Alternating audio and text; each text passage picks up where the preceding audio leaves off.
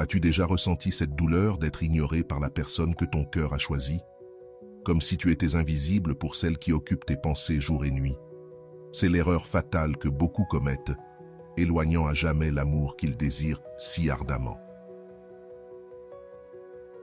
Pendant que tu souffres en silence, il existe un secret puissant que peu de gens connaissent. Dans les prochaines minutes, je vais te révéler une technique qui a permis à de nombreuses personnes d'attirer l'attention et l'admiration de quelqu'un qui auparavant ne remarquait même pas leur existence.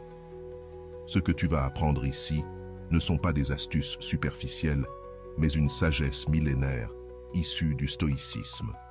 Une sagesse qui réveille des sentiments profonds et authentiques. La majorité des gens empruntent des chemins qui les éloignent encore plus. Mais toi, tu es sur le point de découvrir quelque chose de radicalement différent. Cette révélation a transformé la vie amoureuse de milliers de personnes. Et je te l'assure, ceux qui l'ont appliquée ne furent plus jamais ignorés ni oubliés. Prépare-toi pour une transformation qui commence à l'intérieur de toi et qui attire irrésistiblement la personne que tu désires. Écris dans les commentaires « Je mérite d'être aimé ». Ce sera ton premier pas pour ancrer ton nouveau départ et attirer l'amour que tu mérites.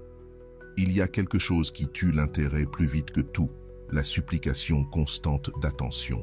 Lorsque tu envoies des messages sans réponse, que tu appelles plusieurs fois, que tu apparais sans prévenir juste pour attirer un peu d'attention, tu es en réalité en train de creuser un trou de plus en plus profond. C'est comme essayer de retenir de l'eau avec tes mains. Plus tu serres, plus elle s'échappe entre tes doigts. Ce comportement désespéré vient de la peur. Peur de perdre cette personne, peur du rejet, peur de la solitude. Et ce que tu ne réalises pas, c'est que cette peur envoie un message très clair. Tu ne crois pas en ta propre valeur. Quand tu supplies pour de l'attention, tu dis au monde et à la personne que tu aimes que tu ne mérites pas d'être choisi naturellement. C'est comme si tu criais « Aime-moi s'il te plaît, parce que je ne peux pas m'aimer moi-même ».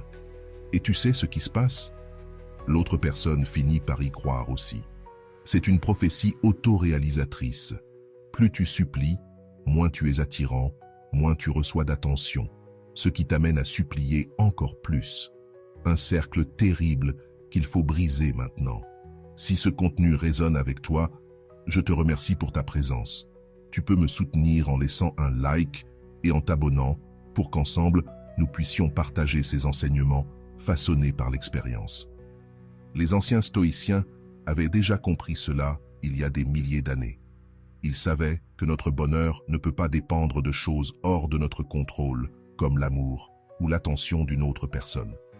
Quand tu arrêtes de mendier, tu reprends ton pouvoir personnel. C'est un acte de courage que peu osent accomplir. Que se passe-t-il quand tu cesses de poursuivre? Au début, cela peut sembler décourageant, comme si tu avais abandonné.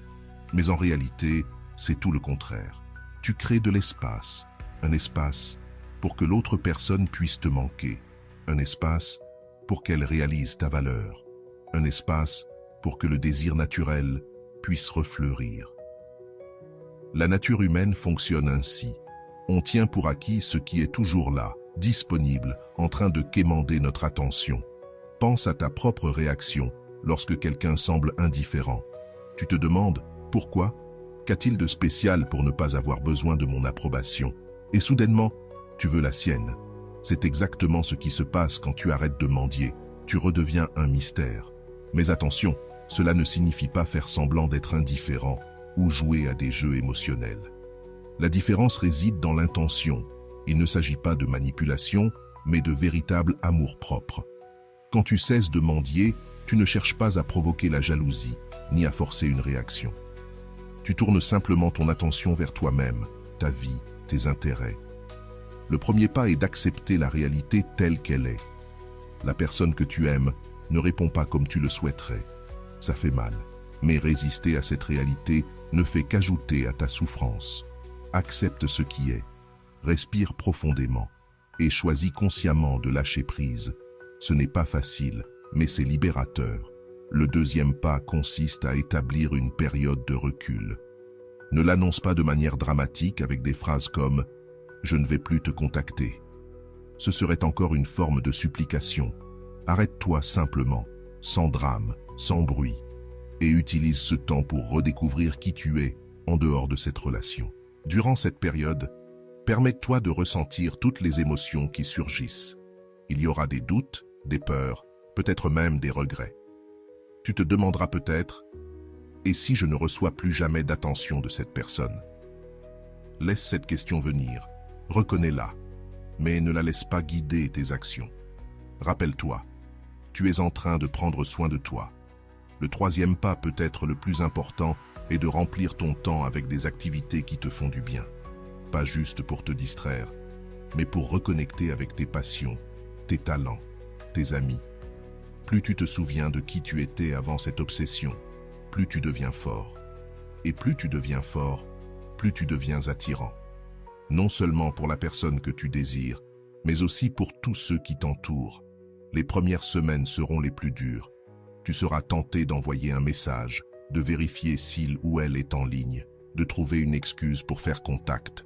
C'est dans ces moments que tu dois être le plus ferme avec toi-même. Chaque fois que tu résistes à l'impulsion, tu renforces tes muscles émotionnels. Tu apprends à te valoriser. Ce que peu comprennent, c'est que quand tu arrêtes de mendier, tu ne modifies pas seulement la dynamique entre toi et l'autre personne. Tu transformes aussi ta relation avec toi-même. Tu dis à ton cœur, « Je mérite quelqu'un qui me choisit librement, pas quelqu'un que je dois convaincre de m'aimer. » Souviens-toi, l'amour véritable ne demande jamais à être mendié. Il coule naturellement, comme une rivière de montagne. Quand tu forces, presses et supplies, tu vas à l'encontre de cette nature. Tu crées de la pression là où il devrait y avoir de la fluidité. Tu étouffes ce qui devrait respirer librement. Et voici un autre puissant secret. Lorsque tu arrêtes de mendier, tu vois la situation avec une clarté nouvelle. Soudain, tu peux discerner s'il y a une réciprocité sincère, ou si tu projetais simplement tes désirs sur quelqu'un qui ne partageait pas ton niveau d'intérêt. Cette clarté, bien que parfois douloureuse, est un cadeau précieux. Trop souvent, nous nous accrochons à l'idée d'une personne, à la fantaisie de ce que nous pourrions être ensemble, plutôt qu'à la réalité de ce que nous sommes vraiment. Cesser de mendier dissipe la brume des illusions et révèle la vérité. Et avec cette vérité vient le pouvoir de choisir consciemment ta prochaine étape. Si cette personne tient réellement à toi, ton retrait respectueux créera l'espace nécessaire pour qu'elle le démontre. Et si elle ne le fait pas, alors tu auras ta réponse, une réponse précieuse qui t'épargnera de perdre davantage de temps avec quelqu'un qui n'est pas prêt à te donner ce que tu mérites. Le changement le plus profond survient quand tu réalises que tu n'as pas besoin de validation extérieure pour te sentir complet. Quand tu arrêtes de mendier, tu commences à te reconnecter avec ta propre force intérieure. C'est comme si tu entendais enfin cette voix douce en toi qui a toujours su ta véritable valeur, mais qui avait été étouffée par le bruit de l'anxiété et de la peur. Alors aujourd'hui, maintenant, prends cette décision. Arrête de mendier. Choisis la dignité. Choisis l'amour-propre. Et observe comment le monde autour de toi, y compris cette personne spéciale, commence à te répondre autrement. Pas parce que tu utilises une technique secrète de manipulation, mais parce que tu brilles enfin avec la lumière de ton authenticité et de ta confiance en toi. Et il n'y a rien de plus attirant que cela. Quand se taire peut tout changer, il existe une force mystérieuse dans le silence que peu de gens comprennent et que moins nombreux encore maîtrisent. Il ne s'agit pas d'un silence né de la peur ou de l'insécurité, mais d'un silence conscient, choisi avec sagesse. Ce type de silence a un pouvoir étonnant. Il fait en sorte que l'autre personne ne puisse plus cesser de penser à vous. Lorsque vous êtes toujours disponible, toujours en train de parler ou d'expliquer vos pensées et vos émotions, il ne reste plus d'espace pour le mystère. Il n'y a rien à découvrir, rien que l'imagination de l'autre puisse remplir. C'est comme regarder un film où tout est expliqué dans les moindres détails. Il n'y a plus d'émotions à explorer, plus de plaisir à dénouer les secrets. Le silence, lui, crée un vide. Et la nature humaine ne supporte pas les vides. Elle cherche à les combler. Lorsque vous vous taisez de manière stratégique, l'esprit de l'autre se met à travailler. Il commence à se demander « Mais à quoi pense-t-il ? Pourquoi ne me cherche-t-il plus ?» Est-ce qu'il est avec quelqu'un d'autre? A-t-il perdu tout intérêt? Dans cette tempête de questions, vous devenez plus présent dans son esprit que lorsque vous parliez sans arrêt. Les philosophes stoïciens avaient déjà compris le pouvoir du silence. Pour eux, c'était un outil de maîtrise de soi et de sagesse. Épictète disait « Nous avons 2 oreilles et une seule bouche, afin d'écouter 2 fois plus que nous ne parlons. » Pratiquer le silence, c'est exercer non seulement son self-control, mais aussi sa capacité d'observation. Vous commencez à percevoir ce qui vous échappait auparavant, dans le tumulte de l'anxiété à vouloir parler.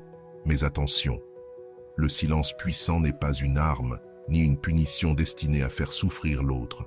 C'est une posture intérieure de dignité et de respect de soi.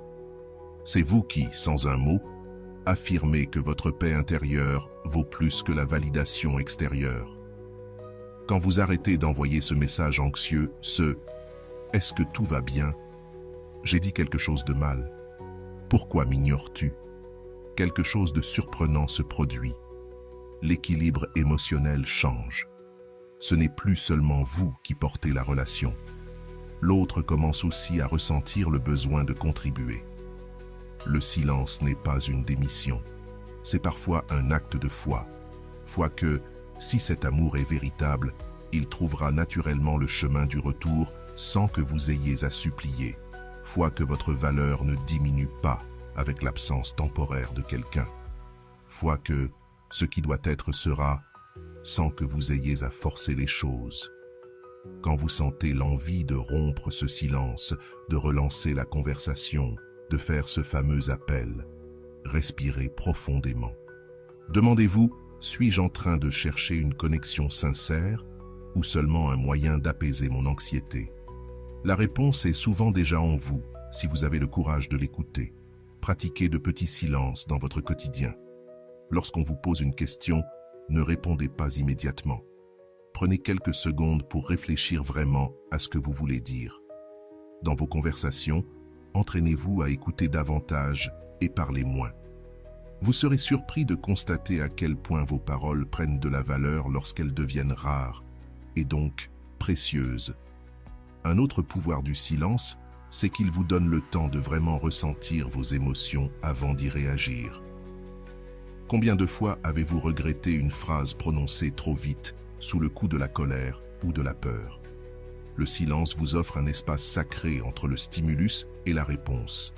Et dans ce petit espace réside votre liberté la plus précieuse, celle de choisir. Avec le temps, vous sentirez un changement subtil. Le silence devient non plus une stratégie, mais un refuge. Vous commencez à apprécier votre propre compagnie, vos propres pensées. Et c'est précisément à ce moment-là, quand vous êtes complet dans votre silence, que vous devenez irrésistible pour les autres. Pour ceux d'entre nous qui ont grandi dans une époque où l'on communique sans arrêt, le silence peut sembler effrayant au début. On a l'impression que si l'on ne se rappelle pas sans cesse à l'autre, on sera oublié. Mais c'est exactement l'inverse. Ce sont les silences qui laissent les empreintes les plus profondes. C'est comme une chanson bien composée. Les pauses sont aussi importantes que les notes. Sans elles, il n'y aurait que du bruit, pas de mélodie. De la même façon, votre vie émotionnelle et vos relations ont besoin de ces pauses pour retrouver du sens et de la profondeur. Le silence révèle aussi une vérité essentielle. Il vous aide à faire la différence entre les relations basées sur la dépendance et celles basées sur l'amour véritable. Lorsque vous cessez de remplir chaque instant de parole, certaines personnes s'éloignent. Et c'est une bénédiction. D'autres, au contraire, ressentent votre absence et reviennent activement vers vous. L'erreur la plus fréquente lorsque quelqu'un nous ignore, c'est de croire qu'il faut plus de mots, plus d'explications, plus d'insistance. On pense que, si l'on trouve la bonne formule, on peut réparer la situation. Mais souvent, ce sont précisément ces mots en trop qui ont tout détruit. Choisir le silence, c'est aussi choisir la dignité. C'est affirmer que vous méritez d'être recherché, apprécié, respecté, sans effort. C'est exiger la réciprocité, même sans parler. Et paradoxalement, c'est ce silence, cette affirmation silencieuse de votre valeur qui ravive souvent l'intérêt de celui ou celle qui vous ignorait. Pensez au silence comme à une graine. Vous la plantez et vous laissez le temps faire son œuvre. Certaines graines deviendront des adieux et vous aideront à tourner la page. D'autres feront renaître un amour qui semblait s'éteindre. Mais la beauté du silence véritable, c'est qu'il vous transforme, quel que soit le résultat extérieur. Que la personne revienne ou non dans votre vie, une chose est certaine, vous aurez appris à habiter votre propre espace avec paix et confiance. Vous aurez découvert une force intérieure que vous ignoriez posséder. Et ce pouvoir changera à jamais votre manière de vous aimer et d'aimer les autres. Alors, pratiquez ce silence sacré. Coupez le bruit de l'angoisse, des messages désespérés, de cette soif d'approbation. Connectez-vous à votre sagesse intérieure et regardez comment, mystérieusement, ce silence commence à parler pour vous. Il dit au monde et à la personne que vous aimez exactement ce qu'il faut dire, sans que vous n'ayez à prononcer un seul mot. L'estime de soi ne naît pas du jour au lendemain. Elle se construit, brique après brique, jour après jour, à travers de petites décisions et des attitudes quotidiennes. Tout commence par la façon dont tu te parles à toi-même lorsque tu es seul. Cette voix dans ta tête te critique-t-elle sans arrêt ou t'encourage-t-elle? Voit-elle uniquement tes défauts ou reconnaît-elle aussi tes qualités? Arrête-toi un instant et réfléchis. Si ta voix intérieure était une vraie personne dans ta vie, garderais-tu cette amitié? Si la réponse est non, alors il est temps de changer ton dialogue intérieur. Commence à te traiter avec la même bienveillance et la même compréhension que tu offrirais à un ami cher en difficulté. Un exercice simple mais puissant consiste à écrire chaque matin 3 qualités que tu admires chez toi. Cela peut être des choses simples. Je tiens mes promesses, je sais écouter, j'ai un sourire sincère.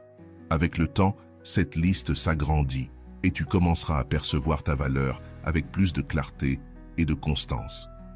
Un autre pas essentiel consiste à cesser de chercher constamment une validation extérieure.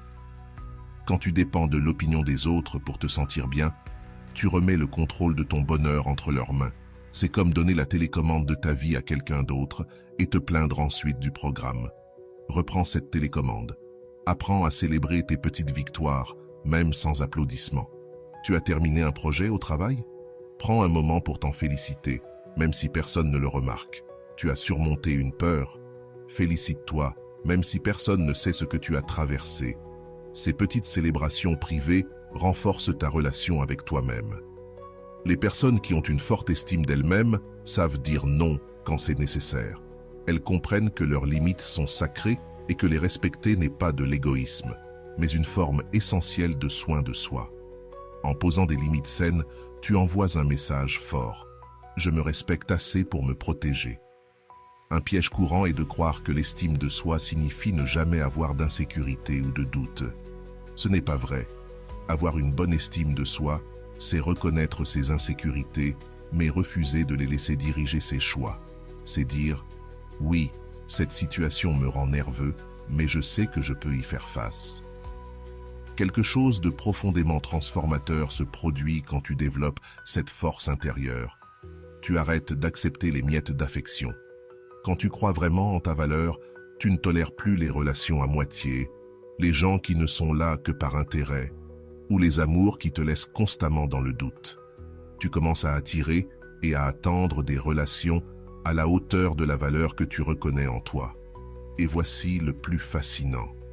Plus tu développes une estime de toi inébranlable, plus tu deviens attirant aux yeux des autres, surtout aux yeux de cette personne spéciale. Ce n'est pas une question de physique, c'est une question d'énergie. Les gens ressentent quand tu es sûr de toi, quand tu n'es pas en quête désespérée d'approbation, quand tu sais qui tu es et que tu es en paix avec cela. Pense aux personnes que tu admires le plus. Elles ont probablement ce point commun, une confiance tranquille. Elles n'ont pas besoin de se vanter ni d'écraser les autres pour exister. Elles n'ont pas besoin de validation constante. Elles sont, et cela suffit. C'est ce genre de présence que tu commences à développer quand tu travailles sur ton estime de soi. Un aspect très concret pour la renforcer, c'est de prendre soin de toi dans toutes les dimensions, physique, émotionnelle, mentale et spirituelle. Quand tu investis du temps dans ta santé, tes loisirs, ton développement personnel, tu envoies à ton subconscient un message puissant. Je vaux cet investissement. Et le monde commence à te répondre de la même manière. Rappelle-toi, la personne que tu désires n'est pas la source de ta valeur. Elle peut la reconnaître, l'apprécier, la célébrer, mais elle ne peut ni la créer, ni la définir. Si tu confies cette responsabilité à quelqu'un d'autre, tu lui imposes un poids injuste et tu te rends vulnérable émotionnellement. Les anciens stoïciens enseignaient l'importance de distinguer ce qui dépend de nous et ce qui ne dépend pas de nous. L'opinion des autres, leur amour ou leur indifférence sont hors de ton contrôle. En revanche, ton opinion sur toi-même, la façon dont tu te traites, la manière dont tu réponds aux difficultés, tout cela est entre tes mains. Et c'est là que tu dois concentrer ton énergie. Une estime de soi inébranlable ne signifie pas l'absence de douleur ou de déception. Tu continueras à être triste quand les choses ne se passent pas comme prévu. Tu sentiras encore le rejet. Mais la différence, c'est que ces expériences ne feront plus trembler tes fondations. Elles seront comme des vagues qui s'écrasent contre un phare, puissantes, bruyantes, peut-être même effrayantes. Mais le phare reste debout. Il est aussi crucial de comprendre que renforcer ton estime de toi ne signifie pas devenir égoïste ou narcissique. Au contraire, les personnes qui ont une véritable estime d'elles-mêmes sont souvent les plus généreuses et empathiques. Elles ne sont pas absorbées par leurs insécurités. Elles ont plus d'énergie émotionnelle disponible pour vraiment s'occuper des autres. Quand tu commences à te valoriser sincèrement, quelque chose de magique se produit dans tes relations. Tu arrêtes d'essayer de changer l'autre. Tu comprends que ce n'est pas ton rôle de réparer quelqu'un, ni celui de quelqu'un d'autre de te compléter.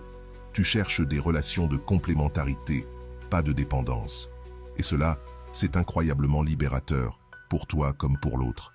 Si tu es dans cette période douloureuse où quelqu'un que tu aimes t'ignore, utilise cette expérience comme une opportunité pour renforcer ton estime de toi. Ne te demande pas « Pourquoi ne m'aime-t-il pas ?» Demande-toi « Qu'ai-je à apprendre sur moi en ce moment ? Comment puis-je utiliser cette douleur pour devenir plus fort ?» Certaines des personnes les plus confiantes et accomplies au monde ont connu des rejets dévastateurs. Mais au lieu de les briser, ces épreuves sont devenues le point de départ d'une relation plus profonde avec elles-mêmes. Le rejet peut marquer le début d'une révolution intérieure, si tu le permets. Commence dès aujourd'hui. Regarde-toi dans le miroir et dis-toi une vérité positive. Fais un acte concret d'amour-propre. Prépare un repas nourrissant, fais une promenade revitalisante ou consacre 1 heure à quelque chose que tu aimes vraiment. Ces petits gestes d'auto-soin sont des déclarations puissantes à ton subconscient. Et avec le temps, à mesure que ton estime de soi se renforce, tu commenceras à remarquer des changements subtils mais profonds dans la manière dont les autres te perçoivent. Cette personne qui t'ignorait peut commencer à ressentir ton absence, à se demander ce qui a changé. Et ce ne sera pas à cause d'une manipulation. Ce sera parce que tu as réellement changé, de l'intérieur. Et c'est là, la transformation la plus puissante qui existe. Lorsque tu offres une attention véritable et authentique, tu crées une connexion bien plus profonde que de simples échanges de mots. L'autre personne se sent alors valorisée d'une manière rare et inoubliable. Un autre aspect de la présence magnétique réside dans la façon dont tu te déplaces dans le monde. Il ne s'agit pas d'être la plus belle ou la plus élégante, mais d'habiter pleinement ton corps avec confiance. C'est marcher comme si tu avais parfaitement le droit d'occuper ta place, faire des gestes délibérés, sans cette agitation nerveuse née de l'insécurité. Ton langage corporel en dit bien plus que tes paroles. Tes épaules sont-elles rentrées, comme si tu voulais disparaître, ou bien ouvertes, détendues, en signe d'accueil? Fuis-tu le regard des autres, ou es-tu capable de soutenir un regard avec calme? De simples ajustements dans ta posture peuvent totalement transformer la façon dont on te perçoit. La voix est aussi un élément crucial. Tu n'as pas besoin d'une voix puissante de narrateur. Ce qui compte, c'est la clarté, la conviction. Parle un peu plus lentement, articule bien chaque mot, marque des pauses. Cela donne une impression naturelle de sécurité et d'autorité. Avant de rencontrer quelqu'un ou d'entrer dans un environnement social, prends un instant. Respire profondément, sens tes pieds ancrés au sol, imagine une ligne d'énergie traversant ta colonne vertébrale et redressant ta posture. Ce petit rituel peut transformer entièrement ta présence. La présence magnétique repose aussi sur l'authenticité. Quand tu essaies d'être quelqu'un d'autre pour impressionner ou éviter le rejet, tu crées une dissonance que les autres perçoivent, même sans savoir pourquoi. Il y a quelque chose de répulsif dans la fausseté et d'irrésistible dans la sincérité.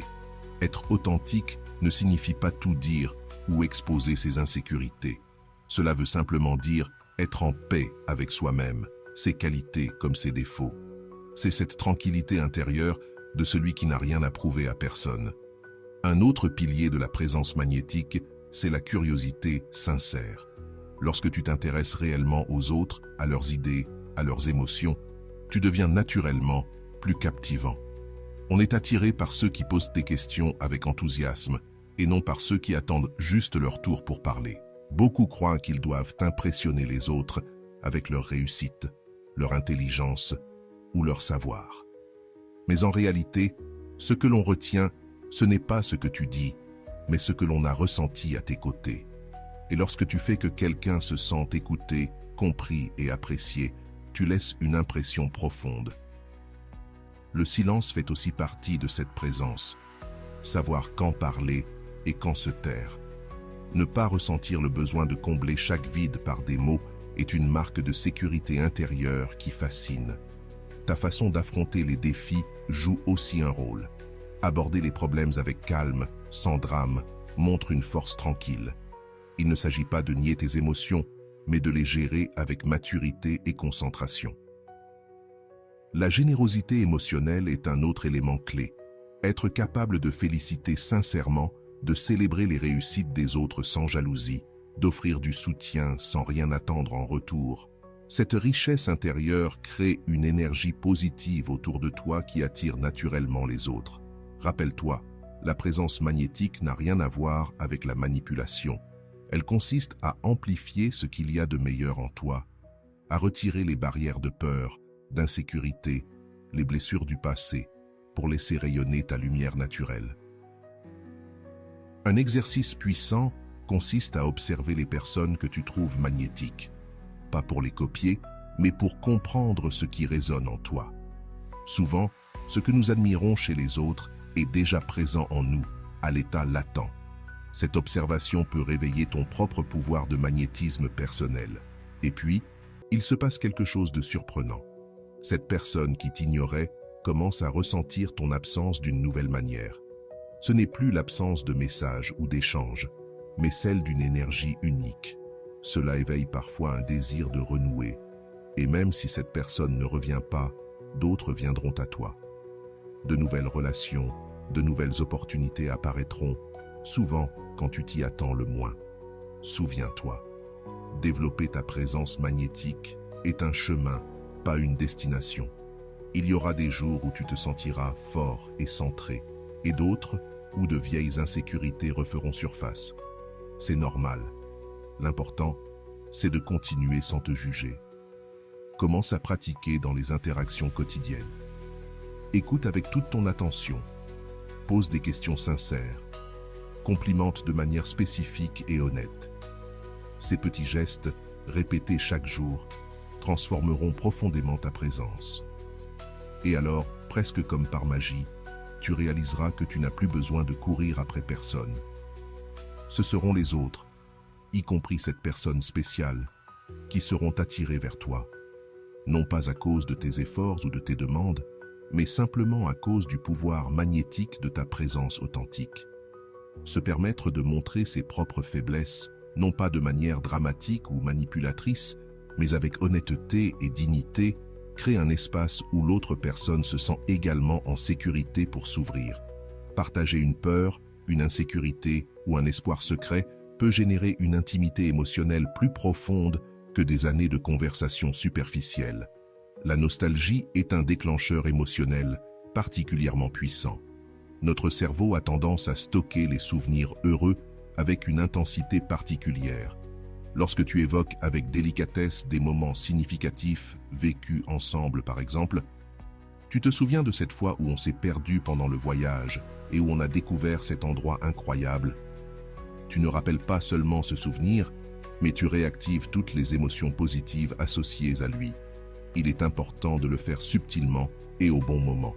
Il ne s'agit pas de ressasser le passé, mais de toucher ses souvenirs comme on feuillette un vieil album photo, avec tendresse, mais sans s'y attacher. Le mystère est un autre déclencheur émotionnel souvent sous-estimé.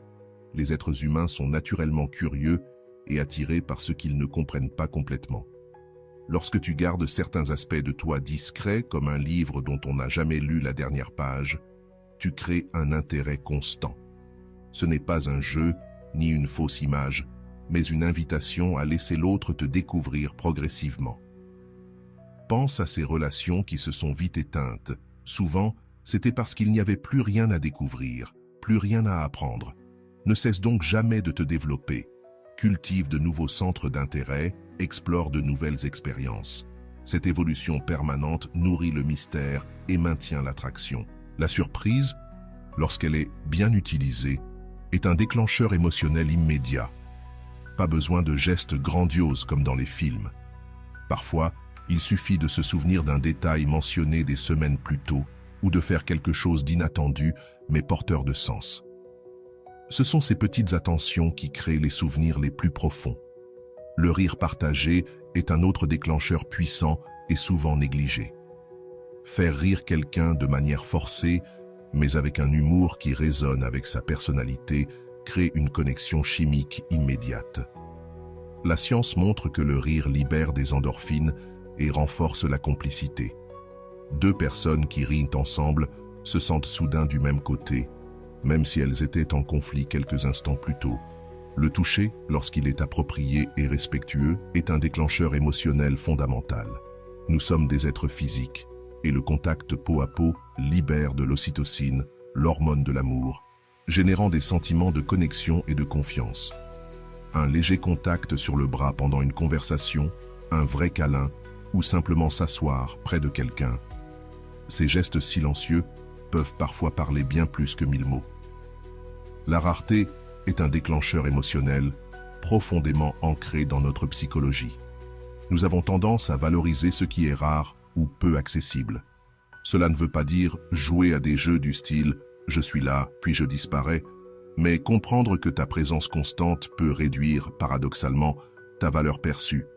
Avoir ta propre vie, tes propres passions et engagements, non pas par stratégie, mais par authenticité, crée un équilibre qui attire davantage. La personne réalise alors que ton temps est précieux, justement parce qu'il n'est pas toujours disponible. La validation émotionnelle est aussi un déclencheur très puissant. Souvent, quand quelqu'un exprime une émotion difficile, notre réflexe est d'essayer de régler le problème ou de lui expliquer pourquoi il ne devrait pas se sentir ainsi. Mais ce qui crée réellement de la connexion, c'est simplement reconnaître et valider ce que l'autre ressent, sans jugement ni tentative immédiate de solution. Dire « je comprends pourquoi tu te sens comme ça » ou « c'est normal que tu sois blessé par cela » génère une sensation profonde d'être compris. Et se sentir compris sans être jugé est l'un des besoins émotionnels les plus fondamentaux de l'être humain. Le respect des limites est lui aussi un puissant déclencheur émotionnel.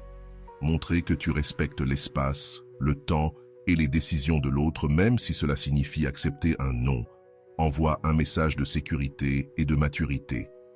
Dans un monde où beaucoup ont l'impression que leurs limites sont constamment franchies, cela fait toute la différence. Respecter les limites, c'est souvent ce qui donne à l'autre l'envie de se rapprocher. Pourquoi? Parce qu'il sait qu'il peut te faire confiance, que tu ne vas pas envahir son espace émotionnel ou physique. Ce sentiment de sécurité est extrêmement attirant. Montrer une croissance personnelle visible est également un déclencheur très fort. Quand quelqu'un s'est éloigné, voir que tu évolues, que tu apprends de tes erreurs, que tu deviens une meilleure version de toi-même, pas pour impressionner, mais par désir sincère de grandir, peut raviver l'intérêt. Tout le monde veut être aux côtés de quelqu'un qui s'élève. Ce progrès visible crée une curiosité naturelle. En qui es-tu en train de te transformer? La gratitude exprimée de manière spécifique est un autre déclencheur émotionnel profond. Pas juste un merci machinal, mais le fait de reconnaître concrètement l'impact positif qu'a eu cette personne dans ta vie. Par exemple, le conseil que tu m'as donné l'an dernier m'a permis de prendre une décision qui a changé ma vie. Ce genre de reconnaissance touche une corde essentielle, celle de sentir que notre présence compte, qu'elle fait une vraie différence. Enfin, l'un des déclencheurs les plus puissants est de montrer que tu vas bien sans cette personne. Cela peut sembler paradoxal, mais c'est justement ce détachement qui éveille souvent un sentiment de perte. J'ai perdu quelqu'un de spécial. Il ne s'agit pas ici de faire semblant, ni de poster une image fausse de bonheur sur les réseaux. Il s'agit de te concentrer, sincèrement, sur ta propre vie, ton propre chemin. Quand tu fais cela pour de vrai, pas comme une stratégie, mais comme un engagement envers toi-même, tu dégages une énergie naturelle qui agit comme un aimant émotionnel.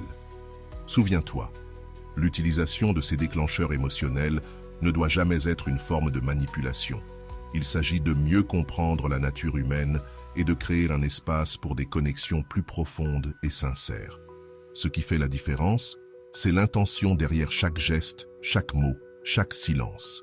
C'est cette intention authentique, respectueuse et consciente qui transforme une simple interaction en lien véritable entre deux cœurs. Il existe une immense différence entre être ensemble et être véritablement connecté. Beaucoup de relations ne manquent pas d'amour, mais d'une connexion réelle, profonde, qui va au-delà de la surface. La connexion profonde, c'est ce sentiment rare et précieux que quelqu'un nous comprend vraiment, nous voit dans notre totalité et choisit malgré tout de rester. Quand quelqu'un t'ignore ou s'éloigne, ce n'est souvent pas l'amour qui s'est dissipé, mais ce lien authentique qui s'est brisé.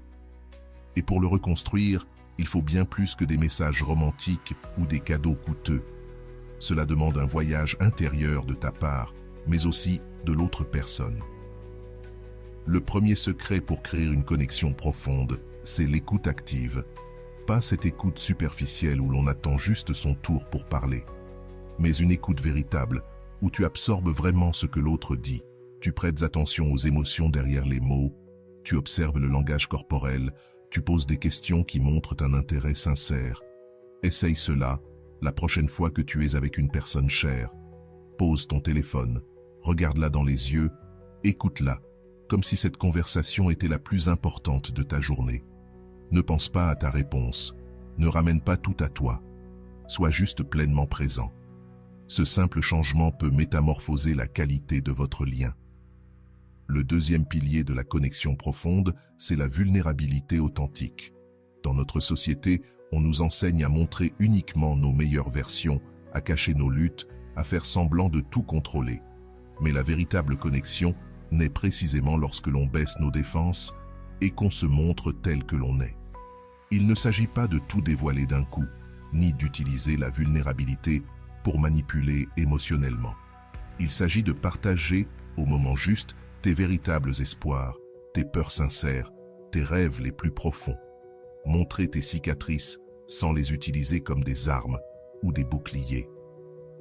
Le troisième fondement, c'est ce qu'on appelle la présence constante. Pas une présence physique envahissante, mais une présence émotionnelle fiable.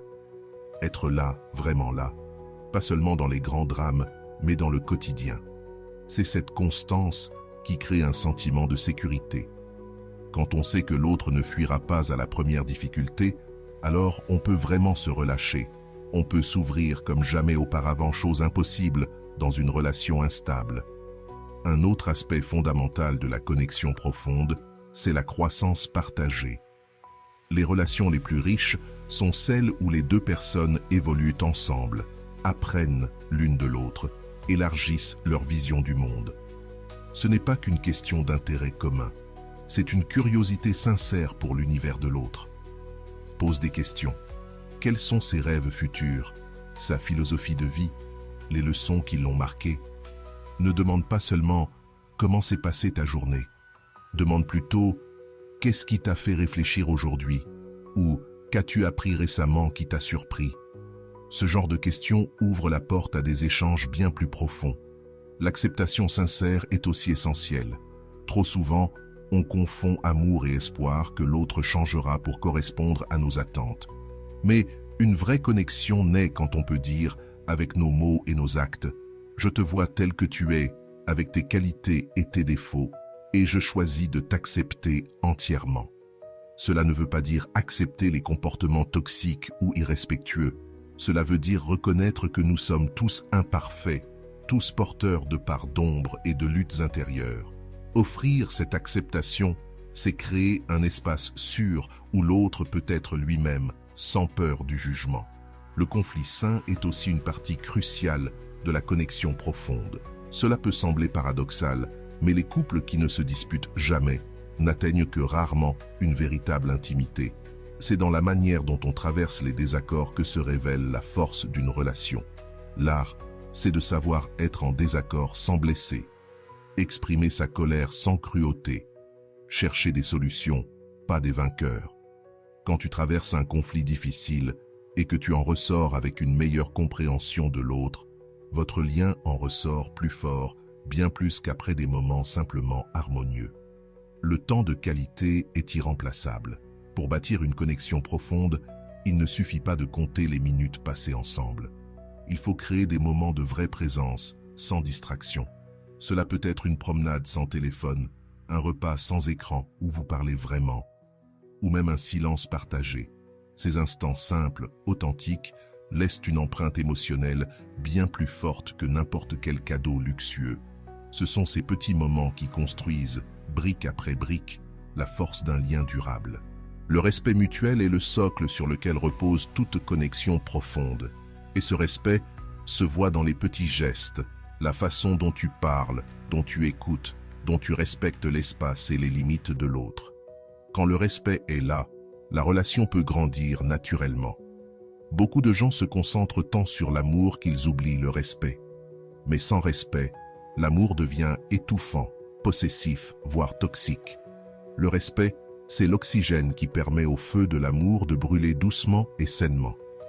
La gratitude consciente renforce énormément la connexion entre deux personnes. Il ne suffit pas de ressentir de la gratitude, il faut l'exprimer régulièrement. Remercier pour les grandes choses, mais aussi pour les petites attentions du quotidien. Un simple « merci de m'avoir écouté aujourd'hui » ou « j'ai apprécié que tu te sois souvenu de ce détail important pour moi » peut nourrir profondément le lien affectif. Les recherches montrent que les couples qui pratiquent régulièrement la gratitude mutuelle rapportent des niveaux de satisfaction bien plus élevés. Pourquoi? Parce que la gratitude nous sort du mode attente ou exigence et nous place dans un état d'appréciation sincère. Enfin, soutenir les rêves individuels de l'autre est un pilier souvent négligé. Les relations les plus fortes ne sont pas celles où les deux personnes fusionnent, mais celles où chacune conserve son individualité tout en construisant quelque chose de plus grand ensemble. S'intéresser sincèrement au projet de l'autre, célébrer ses victoires comme si c'était les tiennes et l'encourager dans ses moments de doute, voilà ce qui crée une intimité bien plus grande que le simple romantisme.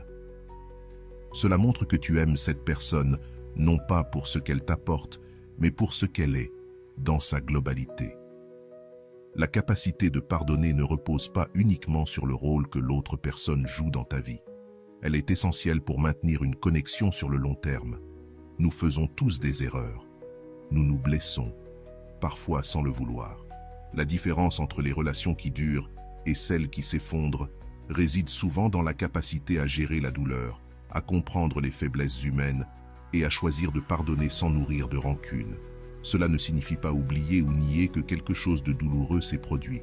Le vrai pardon se manifeste lorsque la douleur est entièrement accueillie, que des limites saines sont posées si nécessaire et que l'on décide ensuite de ne pas laisser cette douleur définir la relation ou la personne. L'un des moyens les plus puissants de créer une connexion profonde, c'est ce qu'on appelle l'investissement partagé dans le futur. Quand deux personnes ne vivent pas seulement dans le présent, mais imaginent et construisent activement un avenir ensemble, elles tissent un lien qui dépasse l'instant. Cela peut être aussi simple que planifier un voyage dans quelques mois, ou aussi profond que rêver ensemble de ce que seront les prochaines années. Ce qui compte, c'est que chacun sente qu'il avance dans une direction commune, tout en gardant un espace pour son propre chemin. Une connexion profonde, ne naît pas du jour au lendemain. Elle ne reste pas forte sans un soin constant. C'est comme un jardin. Il doit être arrosé, taillé, nourri chaque jour. Les petits gestes du quotidien comptent bien plus que les grandes démonstrations occasionnelles. Souviens-toi, lorsqu'une personne s'éloigne ou commence à t'ignorer, elle cherche souvent, au fond, une connexion plus authentique, même si elle ne sait pas comment l'exprimer. Plutôt que de voir ce retrait comme un simple rejet, considérez-le comme une invitation à améliorer la qualité du lien entre vous. Et même si cette personne ne revient jamais, le travail que tu fais pour développer ta capacité à créer des connexions profondes ne sera jamais perdu. Ces compétences transformeront toutes tes relations, avec tes amis, ta famille et tes futures relations amoureuses. La capacité à créer et maintenir des liens significatifs est peut-être l'une des compétences les plus précieuses à cultiver dans la vie. Les limites saines sont comme les murs d'une maison. Sans elles, n'importe qui peut entrer, prendre ce qu'il veut et te laisser vulnérable. Beaucoup pensent qu'en amour, il ne devrait pas y avoir de limites. Qu'aimer signifie être toujours ouvert, disponible, vulnérable. C'est une erreur. Les relations les plus solides sont justement celles où les limites sont claires et respectées par les deux parties. Sans limite, l'amour peut vite se transformer en dépendance, en contrôle, voire en perte totale de soi. Lorsqu'une personne commence à t'ignorer, c'est souvent le signe que ses limites ont été floues ou ignorées. Peut-être as-tu envahi son espace sans le savoir, ou peut-être lui as-tu permis d'envahir le tien au point de perdre son respect ou son intérêt. Le premier pas pour poser des limites saines, c'est de reconnaître que tu as le droit d'en avoir. Cela peut sembler évident, mais beaucoup d'entre nous ont grandi en pensant que poser des besoins, c'est être égoïste. Dire non, c'est être cruel. Se prioriser, c'est être insensible. Rien n'est plus faux. Avoir des limites claires, ce n'est pas de l'égoïsme, c'est du respect de soi. C'est comprendre que tu ne peux pas donner ce que tu n'as pas. Pour être vraiment présent pour les autres, tu dois d'abord l'être pour toi-même. Une limite saine peut être aussi simple que « j'ai besoin d'une heure seule chaque jour pour recharger mes batteries » ou aussi ferme que « je n'accepte pas qu'on me parle sur ce ton », même en cas de colère. L'important, c'est qu'elle repose sur tes besoins réels, pas sur la peur ou le désir de contrôler l'autre. Pour savoir où poser tes limites, écoute tes émotions. Le ressentiment qui monte, la colère soudaine, l'anxiété en présence d'une personne. Ce sont souvent des signes que tes limites sont franchies, même si tu ne les as pas encore clairement identifiées. Dans une relation où tu es ignoré, poser des limites est essentiel pour ta dignité. Il ne s'agit pas de lancer des ultimatums du genre « si tu ne me réponds pas, c'est fini ». Il s'agit de poser des choix calmes, centrés sur toi. Je comprends que tu as besoin d'espace, mais moi, j'ai besoin de constance. Je vais me recentrer sur ma vie pendant que tu décides ce que tu veux. La manière de communiquer tes limites est cruciale. Beaucoup utilisent des accusations « tu m'ignores toujours » ou des menaces « si ça continue, je m'en vais ». Ces approches déclenchent souvent des réactions défensives. La méthode la plus efficace consiste à parler en « je ». Quand je reste sans réponse pendant des jours, je me sens blessé et perdu. J'ai besoin de plus de clarté. Un autre piège, annoncer des conséquences que tu ne vas pas appliquer. Si tu dis « la prochaine fois que tu m'ignores, je mets fin à la relation », mais que tu ne le fais pas, tes limites perdent toute crédibilité. Les conséquences doivent être réalistes et centrées sur ton bien-être. Dire « si cette incohérence continue, je devrais prendre du recul pour protéger ma paix intérieure » est plus honnête et plus puissant que toute menace vide. Apprendre à accepter un non sans le prendre comme un rejet personnel fait aussi partie de la maturité relationnelle.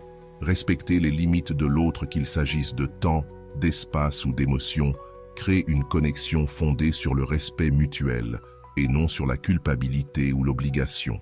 Les limites évoluent avec le temps. Ce dont tu avais besoin au début d'une relation peut changer, et c'est normal. Ajuster tes limites en fonction de ta croissance personnelle, ce n'est pas de l'instabilité, c'est une preuve de maturité. Enfin, les limites ne sont pas seulement là pour dire non, Elles servent aussi à savoir quand dire oui, savoir ce que tu veux offrir, ce que tu es capable de donner sans te trahir. En amour, cela signifie distinguer la générosité véritable qui vient de l'abondance du sacrifice de soi, qui engendre frustration et épuisement. Les limites ne sont pas des murs infranchissables. Ce sont des barrières avec des portes que toi seul décides d'ouvrir. Avoir des limites ne veut pas dire être froid. Cela signifie être conscient de qui tu laisses entrer et dans quelles conditions. Souvent, quand quelqu'un commence à t'ignorer après une période intense, c'est que l'absence de limites a créé une sensation d'étouffement. Poser des limites peut paradoxalement raviver l'intérêt, car cela instaure un espace sain, sans fusion totale ni distance extrême. Enfin, les limites t'aident à distinguer les comportements acceptables de ceux qui sont réellement nuisibles. Sans cette clarté, tu te perds. Avec elle, tu te retrouves. Nous avons tendance à osciller entre deux extrêmes, tolérer des comportements toxiques ou rejeter complètement l'autre pour de petits défauts. Pourtant, la sagesse se trouve souvent dans le juste milieu. Comprendre que chacun fait des erreurs, que nous avons tous des mauvais jours, c'est essentiel. Mais cela ne veut pas dire accepter tout. Certains comportements, comme ignorer volontairement, utiliser le silence comme punition ou disparaître sans explication, sont des formes de contrôle émotionnel qu'on n'a pas à tolérer. Voici une question puissante à te poser. Si tu savais avec certitude que tu ne perdrais jamais cette personne, quelles seraient les limites que tu poserais? Souvent, nous acceptons l'inacceptable par peur d'être seuls ou rejetés. Mais des limites dictées par la peur ne protègent pas vraiment. Les limites les plus importantes sont celles que tu établis avec toi-même. Des engagements comme « Je ne t'enverrai plus de messages si tu ne réponds pas » ou « Je ne vais plus annuler mes plans dans l'espoir que tu m'appelles » sont des promesses à toi-même qui renforcent ta dignité, peu importe la réaction de l'autre. Le véritable fondement des limites saines, c'est la connaissance de soi. Plus tu comprends tes propres schémas, pourquoi tu t'accroches à des personnes émotionnellement indisponibles, pourquoi tu tolères des comportements blessants, pourquoi tu as du mal à dire non, plus tu es capable de poser des limites qui protègent vraiment ton bien-être. Beaucoup d'entre nous ont appris dès l'enfance que notre valeur dépendait de notre capacité à plaire, à être toujours disponible, à ne jamais déranger. Désapprendre ces réflexes demande du temps et de la pratique. Chaque petit non que tu oses dire, là où tu aurais dit oui par peur, est une victoire. Voici un exercice simple mais puissant. Fais une liste des comportements que tu as tolérés mais qui ne sont pas alignés avec ce que tu mérites. Et, à côté de chaque point, écris la limite saine que tu pourrais poser. Cela t'apporte de la clarté et agit comme un rappel visuel quand ton cœur essaie de convaincre ta raison d'abandonner ta dignité. Dans une ère de connexion constante, il est aussi crucial d'inclure la technologie dans tes limites. Beaucoup de relations souffrent aujourd'hui à cause des attentes d'une disponibilité immédiate. Poser des limites comme « Je ne consulte pas mes messages après 22 heures » ou « Mes week-ends sont pour me déconnecter » peut sembler anodin, mais cela transforme profondément la dynamique relationnelle. Car si tu es toujours disponible, toujours en train de répondre instantanément, tu conditionnes les autres à l'attendre. Et lorsque tu ne peux plus maintenir ce rythme, la déception est énorme, comme si tu avais commis une faute grave, alors que tu vivais simplement ta vie. Autre vérité essentielle, certaines personnes vont résister à tes nouvelles limites. Quand tu changes les règles du jeu, quand tu arrêtes de toujours te rendre disponible, de tout faire passer avant toi, certaines personnes vont tenter de te culpabiliser. D'autres seront en colère, certaines s'éloigneront. Et cela, c'est une bénédiction déguisée.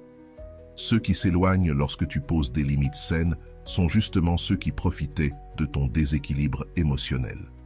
Ceux qui te respectent vraiment resteront peut-être après un temps d'adaptation parce qu'ils te valorisent pour qui tu es et non pour ce que tu leur donnes. Souviens-toi que les limites ne sont pas rigides. Elles respirent. Elles s'adaptent selon les situations. En cas de crise réelle, tu peux assouplir certains principes pour offrir un soutien exceptionnel. Mais cela doit rester un choix conscient et non un abandon de ton intégrité. Et voici le plus surprenant. Plus tu affirmes tes limites, plus ton respect de toi-même grandit. Tu ne te vois plus comme quelqu'un qui quémande des miettes d'attention, mais comme une personne digne d'un amour plein, profond, respectueux. Et ce sentiment intérieur d'estime de soi est plus puissant que n'importe quelle validation extérieure. Et l'ironie, c'est que plus tu es ferme avec tes limites, plus tu t'honores et exiges le même respect des autres, plus tu attires des personnes vraiment disponibles pour un amour mature et équilibré, y compris peut-être cette personne qui t'ignorait auparavant. Car au fond, nous cherchons tous, même inconsciemment, une relation où coexistent équilibre et autonomie, engagement et respect, vulnérabilité et force. Les limites saines n'effraient pas l'amour véritable. Elles créent l'espace dont il a besoin pour s'épanouir dans sa forme la plus belle et la plus durable. Maintenant que tu connais les 7 secrets pour transformer l'indifférence en amour véritable, ne garde pas ce savoir pour toi. Abonne-toi à la chaîne, active la cloche et partage cette vidéo avec quelqu'un qui en a besoin aujourd'hui. Car plus tu aides les autres à réveiller leur pouvoir amoureux, plus tu renforces ta propre capacité à créer des relations profondes et sincères. Tandis que d'autres se contentent encore de miettes, toi, tu es sur le chemin d'une vie amoureuse transformée. Si vous voulez une autre vidéo sur ce sujet, écrivez en commentaire « J'en veux encore plus ». Prenez soin de vous et à très bientôt.